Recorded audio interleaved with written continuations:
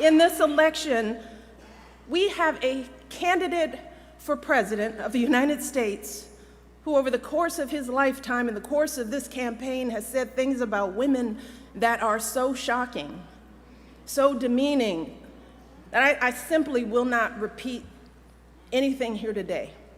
And last week, we saw this candidate actually bragging about sexually assaulting women. And I can't believe that I'm saying that a candidate for president of the United States has bragged about sexually assaulting women. And I have to tell you that I can't stop thinking about this. It has shaken me to my core in a way that I couldn't have predicted. So while I'd love nothing more than to pretend like this isn't happening and to come out here and do my normal campaign speech, it would be dishonest and disingenuous to me to just move on to the next thing like this was all just a bad dream. This is not something that we can ignore. It's not something we can just sweep under the rug as just another disturbing footnote in a sad election season. Because this was not just a lewd conversation. This wasn't just locker room banter.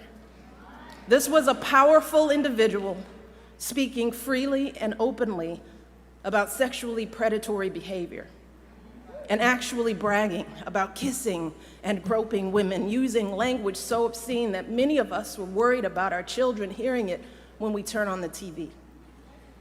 And to make matters worse, it now seems very clear that this isn't an isolated incident.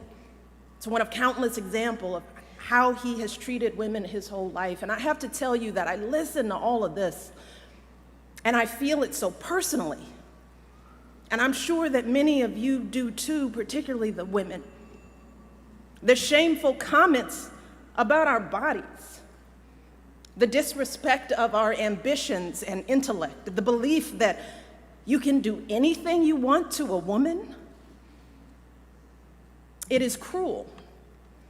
It's frightening. And the truth is, it hurts. It hurts. It's like that sick, sinking feeling you get when you're walking down the street minding your own business and some guy yells out vulgar words about your body. Or when you see that guy at work that stands just a little too close, stares a little too long, and makes you feel uncomfortable in your own skin. It's that feeling of terror and violation that too many women have felt when someone has grabbed them or forced himself on them and they've said no, but he didn't listen. Something that we know happens on college campuses and countless other places every single day. It reminds us of stories we've heard from our mothers and grandmothers about how back in their day, the boss could say and do whatever he pleased to the women in the office, and even though they worked so hard, jumped over every hurdle to prove themselves, it was never enough. We thought all of that was ancient history, didn't we? And so many have worked for so many years to end this kind of violence and abuse and disrespect, but here we are in 2016, and we're hearing these exact same things every day on the campaign trail. We are drowning in it. And all of us are doing what women have always done. We're trying to keep our heads above water, just trying to get through it, trying to pretend like this doesn't really bother us. Maybe because we think that admitting how much it hurts makes us as women look weak. Maybe we're afraid to be that vulnerable. Maybe we've grown accustomed to swallowing these emotions and staying quiet because we've seen that people often won't take our word over his. Or maybe we don't want to believe that there are still people out there who think so little of us as women. Too many are treating this as just another day's headline, as if our outrage is overblown or unwarranted, as if this is normal, just politics as usual. But New Hampshire, yeah, be clear, this is not normal. This is not politics as usual.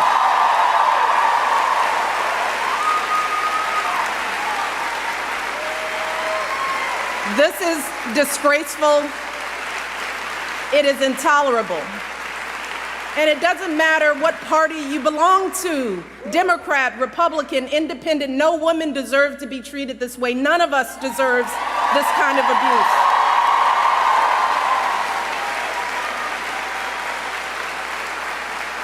And I know it's a campaign, but this isn't about politics. It's about basic human decency. It's about right and wrong. And we simply cannot endure this or expose our children to this any longer, not for another minute, and let alone for 4 years. Now is the time for all of us to stand up and say, enough is enough. This has got to stop right now. Because consider this. If all of this is painful to us as grown women, what do you think this is doing to our children? What messages are our little girls hearing about who they should look like, how they should act? What lessons are they learning about their value as professionals, as human beings, about their dreams and aspirations? And how is this affecting men and boys in this country? Because I can tell you that the men in my life do not talk about women like this, and I know that my family is not unusual.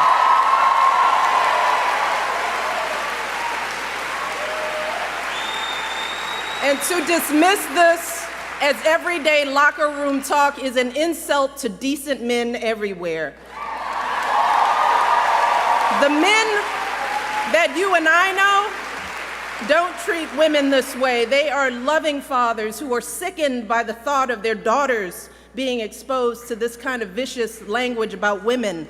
They are husbands and brothers and sons who don't tolerate women being treated and demeaned and disrespected.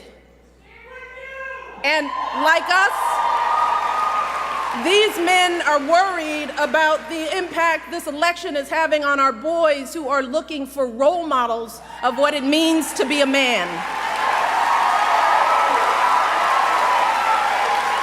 In fact, someone recently told me a story about their 6-year-old son who one day was watching the news. They were watching the news together, and the little boy out of the blue said, "I think Hillary Clinton will be president." And his mom said, "Well, why do you say that?" And this little 6-year-old said, "Because the other guy called someone a piggy." And he said, "You cannot be president if you call someone a piggy." So even a 6-year-old knows better. A 6-year-old knows that this is not how adults behave. This is not how decent human beings behave. And this is certainly not how someone who wants to be president of the United States behaves.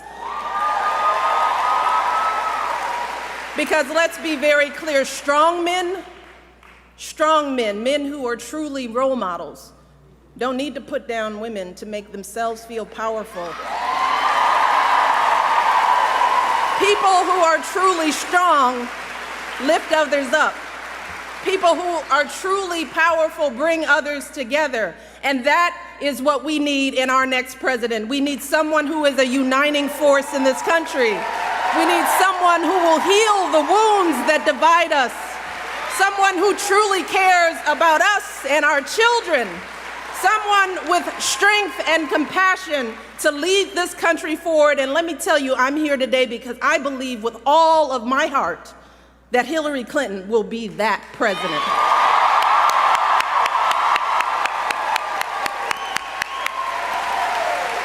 See, we know that Hillary's the right person for the job because we've seen her character and commitment, not just in this campaign, but over the course of her entire life. The fact is that Hillary embodies so many of the values that we try so hard to teach our young people. We tell our young people, work hard in school, get a good education, We encourage them to use that education to help others, which is exactly what Hillary did with her college and law degrees, advocating for kids with disabilities, fighting for children's health care as First Lady, affordable child care in the Senate. We teach our kids the value of being a team player, which is what Hillary exemplified when she lost the 2008 election and actually agreed to work for her opponent as our Secretary of State, earning sky-high approval ratings, serving her country once again. We also teach our kids that you don't take shortcuts in life, and you strive for meaningful success in whatever job you do. Well, Hillary has been a lawyer, a law professor, First Lady of Arkansas, First Lady of the United States, a US Senator, Secretary of State, and she has been successful in every role, gaining more experience and exposure to the presidency than any candidate in our lifetime.